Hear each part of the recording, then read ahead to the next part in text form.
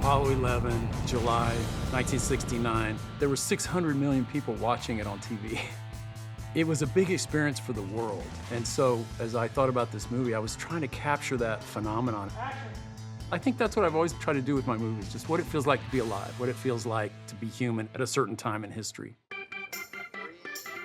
Apollo 10 and a half, A Space Age Childhood, is both an exacting recreation of 1969 as we headed to the moon, and a recreation of a kid's fantasy about being a part of all that.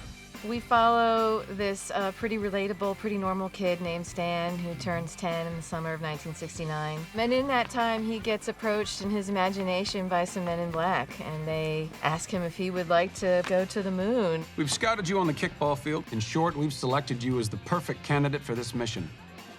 The film, to me, it's so personal. It's like almost a childhood memoir. That was a fantasy I actually had. It was so fun in this film to go from like the NASA fantasy world of it all to just the utter domestic. As a kid who lived kind of near NASA and grew up right at that, I was in second grade when we walked on the moon. I wanted to make a film that actually kind of captured what it was like to live in Houston at this very moment in time. It was cowboys and astronauts.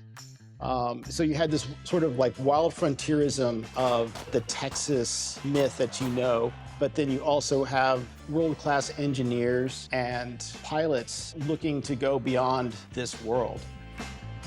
You've got NASA, you've got the Astrodome built, you've got heart transplants. It seemed to be the city of the future.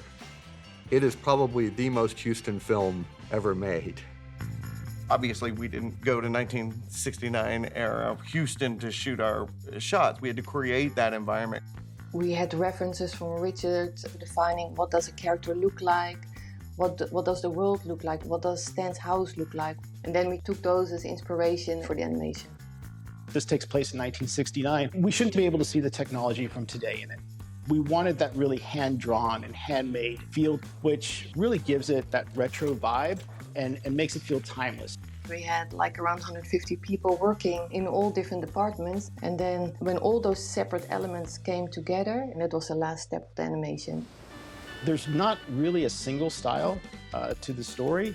You have Stan's world, and within that, there's a lot of archive material that we were able to really play around with different looks and different styles. But because they are hard. We would put in a lot of photos that we had found, a lot of home movies, news footage, and graphically, I didn't want it to look real. It's almost like this faded monochromatic memory. It's kind of a scrapbook approach, but that's what our brains are when we piece together our memories.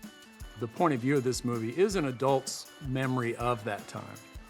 The mindset I was trying to capture was this kind of blurry line between memory and fantasy, and the animation kind of makes it all cohere. Every element of this was fun, creative, exciting. Everybody did their bit, you know, not unlike Apollo. It all comes together and you achieve your mission. Roger, Houston. Apollo 10 out. That was a magnificent ride. Thanks for watching. Subscribe to the Netflix Film Club channel to get our latest exclusive videos. Plus, hit the bell so you don't miss a single one.